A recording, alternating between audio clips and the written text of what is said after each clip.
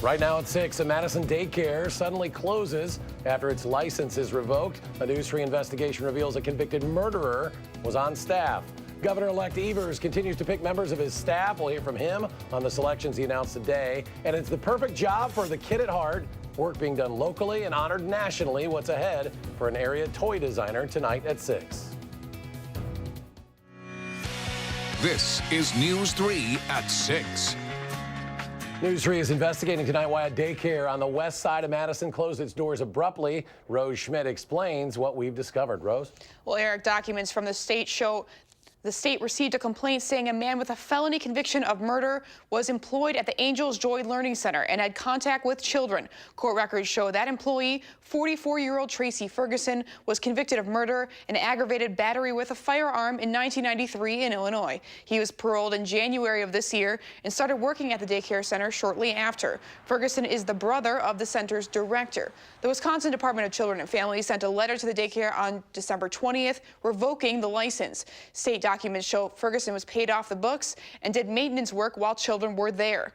We reached out to Angels Joy for comment. They sent us a statement saying, in part, "We are aware that the closing of the center has affected many families. Please know we are doing everything possible in cooperation with licensing to rectify this situation. It is our goal to have our facility up and running as soon as possible." Documents show the center's director lied to the Department of Children and Families when she told them Ferguson only worked part-time and was not paid by the daycare.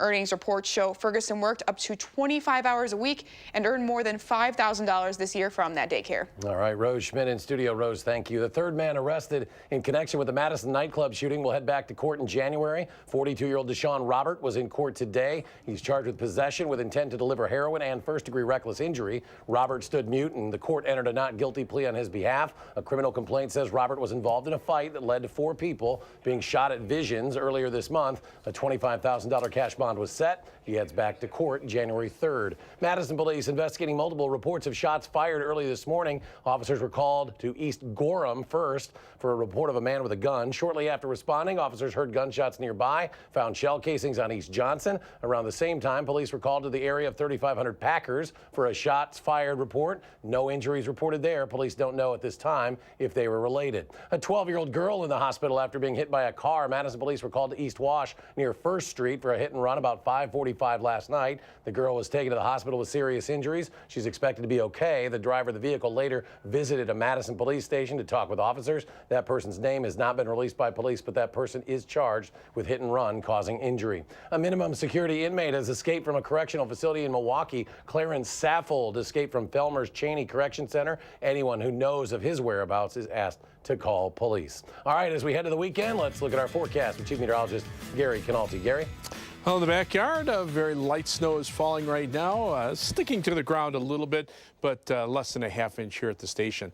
Let's start out by taking a look at the snow depth across the Midwest. You can see the storm system brought a healthy amount of snow to the northwestern half of Minnesota and to far northern Wisconsin and parts of South Dakota. Some areas picked up over a foot of snow. We have just a bit of light snow, mainly over the last few hours. Winter weather advisories in effect to our south across eastern Iowa and northern Illinois. There's some freezing drizzle mixed in with the snow, but as you can see on Doppler track, the snow pretty much is ending out toward the La Crosse area. So most of the snow that we're seeing will be confined to the evening hours as temperatures continue to drop.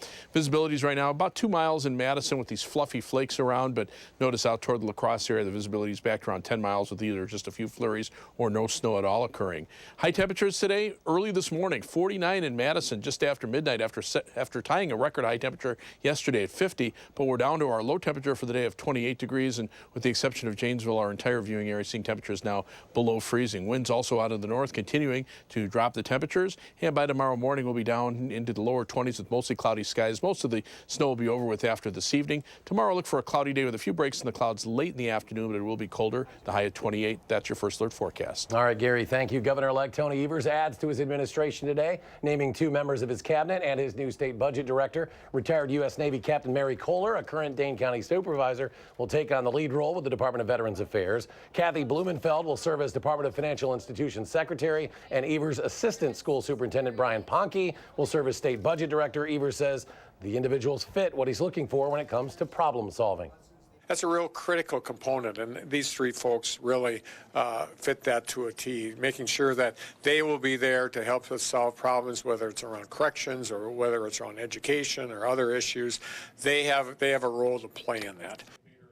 Evers has 7 more cabinet positions to fill. Inauguration Day 10 days away on January 7th. Mercy Health is the latest to offer virtual doctor's visits, connecting patients with primary care providers using a computer, smartphone, or tablet. Now, patients can only do those types of visits for minor issues like eye infections or sore throats or coughs. Providers can diagnose, prescribe medications as needed, and suggest follow-up care. According to a release from Mercy, each online visit costs $49. A family-owned variety store chain in southwestern Wisconsin is closing. Today is the last day for World of Variety. It has shops in Fenimore, Boscobel, Mount Horeb, and Cross Plains. A Verona store closed earlier. It's been a 47-year run for the chain.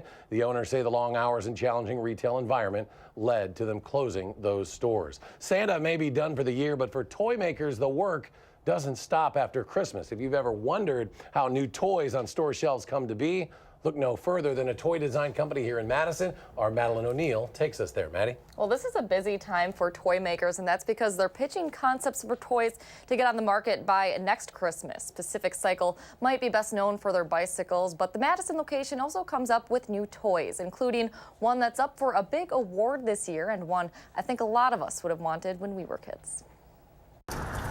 It's very fun. You might not expect it. A lot of playing, a lot of joking. But inside this West Side Madison building, dreams come true. It's pretty magical. Most of the sketching nowadays is done on the computer. Carrie Sear is Senior Design Director here at Pacific Cycle. Designing products is one of the best things you can possibly do, kind of adding some three-dimensional shadows to it. He gives life to the latest ideas that will one day wind up under the tree.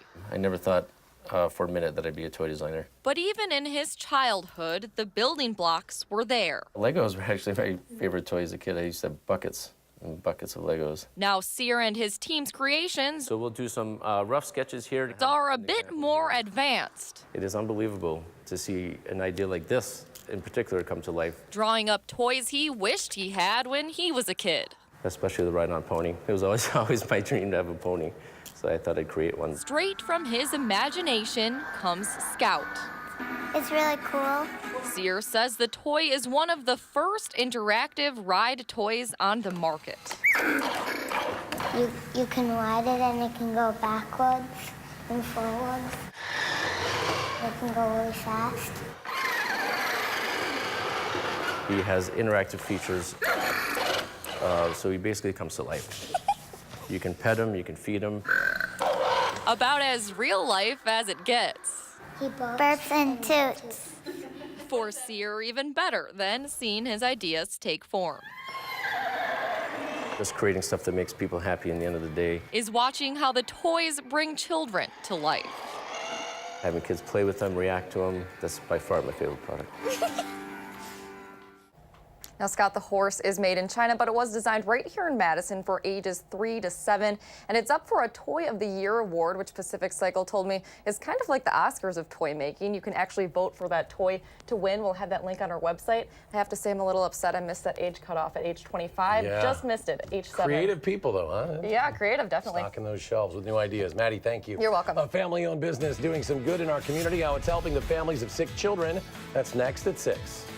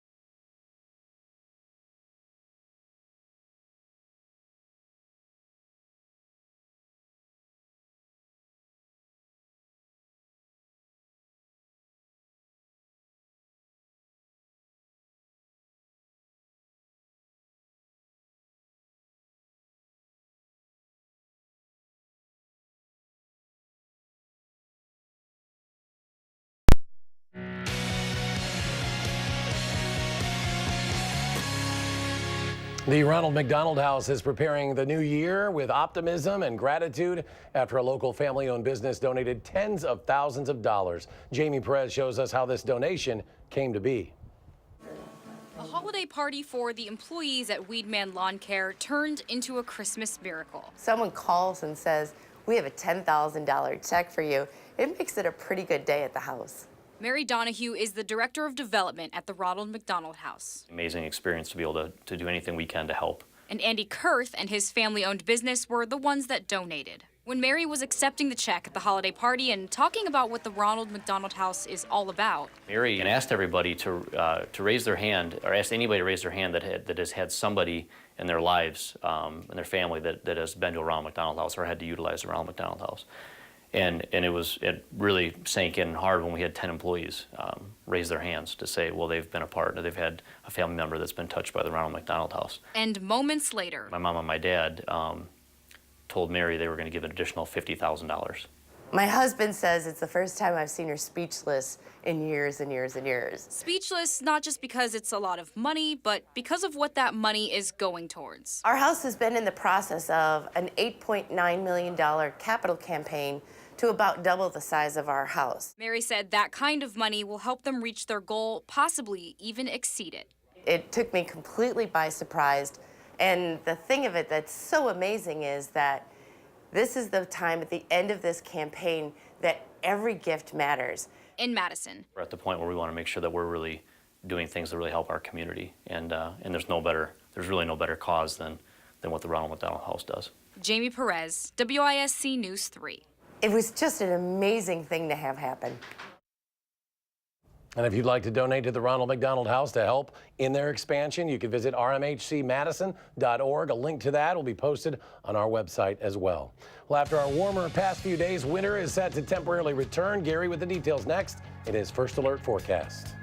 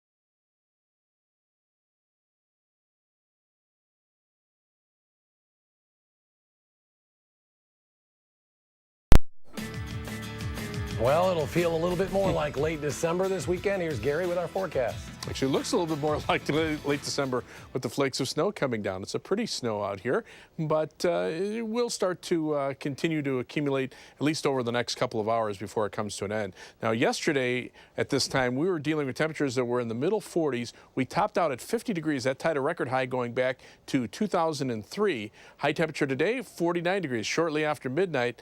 But look at where the temperatures have come since then. We're down to 28 degrees. That's our low for the day. These are current temperatures. Janesville still at 34 degrees, but everybody else reporting temperatures below freezing. And there could be some freezing drizzle down toward the Illinois state line. We're getting some reports of slippery road surfaces. 24-hour temperature change. You can see just how far the temperatures have dropped. A good 20 degrees or so across much of southern Wisconsin. But right now, the precipitation primarily in the form of light snow across southern Wisconsin. A little freezing drizzle farther to the south, but with those temperatures slightly below freezing, I think secondary roads and side streets could become slippery, at least for a little while. The snow pretty much ending in the La Crosse area. I was looking at visibilities. They're pretty much at or above 10 miles. There are winter weather advisories to our south until midnight for eastern Iowa and northern Illinois for the possibility for some freezing drizzle mixed in with the snow. The storm system that's bringing us the light snow right now, here it's less than an inch, but you can see to our north and west a healthy amount of snow, and much of this just from that last storm system. About 6 to 12 inches of snow on the ground through the Dakotas into the northwestern half of Minnesota and into far northern Wisconsin, where some lake effect snow has piled up the snow to near a foot near Lake Superior. Live view from the Edgewater Sky Camp in downtown Madison. You can see the light snow coming down in the spotlights around the Capitol. High today, as I mentioned, 49. The low temperature, the current temperature, 28 degrees. We'll probably drop below that before midnight. Light snow falling right now at the airport. Temperature is 28. Winds are out of the north at 12 miles per hour. Current temperatures are in the are above freezing to our south and east across parts of southeastern Wisconsin into Michigan. To our north and west, it's already below zero across western Minnesota and eastern North Dakota, where they had blizzard conditions over the last couple of days. Our wind chills right now are running between about 20 and almost 30 degrees below zero. Our wind chill of 18 much more tolerable by contrast. Upper level winds are still from the southwest as the storm system lifts off to the north and east. You can see the east coast getting mainly rain from New England down into the Florida Panhandle. The next weather system to our south and west starting to move into parts of New Mexico and Arizona. But the second cold front is what's bringing the light snow right now. Temperatures ranging from below zero near the U.S.-Canadian border to the 50s on the other side of the Ohio River. And on future track, look for the snow to probably come to an end this evening. Look for cloudy skies overnight through much of the day tomorrow. We'll clear out tomorrow night, but then as the winds become southerly after high temperatures tomorrow in the upper 20s, we're right back into the middle 30s on Sunday. And then a weather system from the south, that one in Arizona and New Mexico, bringing primarily rain to our south. Another system to the north and west bringing light snow. We're kind of in between, but the two basically come together right after they pass us for the start of the new year, and temperatures will drop off significantly for the first day of 2019. 21 for the overnight low temperature as the snow showers and flurries come to an end. Any snow accumulation should be less than an inch. Tomorrow, mostly cloudy and colder. High temperature at 28, maybe a little clearing later in the day. On future track, you can see those snow showers ending this evening. Temperatures dropping to around 20 by tomorrow morning. Plenty of clouds for the day tomorrow with some breaks in the clouds late in the afternoon. Highs upper 20s. Tomorrow night, we drop into the lower 20s with those winds already shifting around to the south. We'll bring high temperatures into the upper 30s on Sunday. And those snowfall amounts, like I say, less than an inch in most of southern Wisconsin. 7 to 10 day forecast. After a mild end of 2018, we start out cold for 2019. 21 for a high on Tuesday and 19 on Wednesday. We're back up into the 30s for Thursday and Friday, and then some chances for snow toward the end of the following weekend. The Badger football team finishes the season in style. A look back at that big win in New York in sports. I'm Amanda Quintana. Tonight on the news at 9, a busy year in news for Madison. We take a look back at the top stories tonight on Fox 47.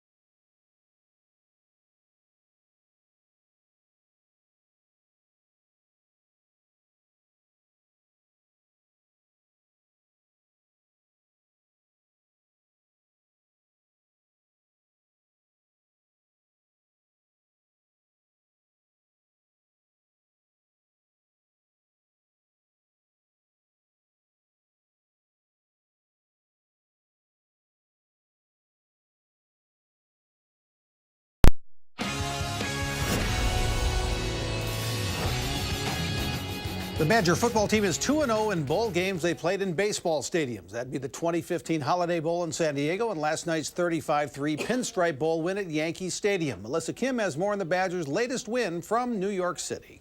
We'll make that 5 straight bowl game wins for Wisconsin. This year's senior class undefeated in bowl games to finish out their collegiate careers, something that was really important to this team, especially after the loss in the X game. That's not a taste you want to send your seniors off with, so it was imperative that we got them a win to leave them off with something that they could deal with. We had to come together as a team. Like, this was going to take everyone, so it was going to be the last time this team got to play.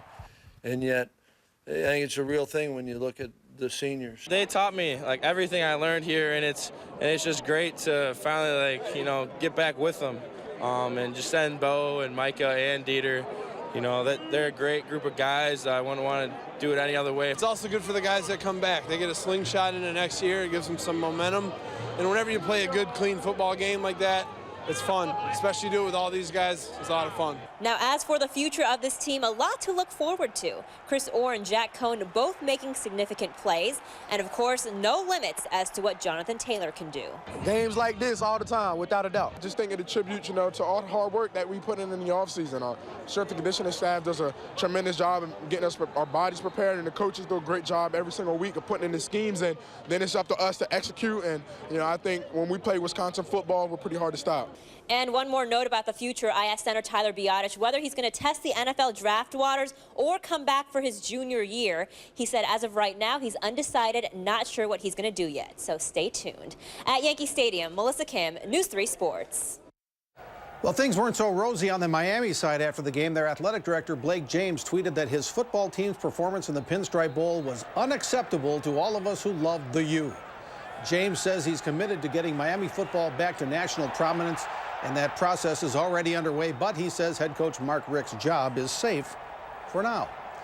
The Badgers' next game figures to be a lot warmer than their bowl game was yesterday. The 2019 season opener is on the road in Tampa, Florida, when the Badgers play South Florida on Saturday, August 31st.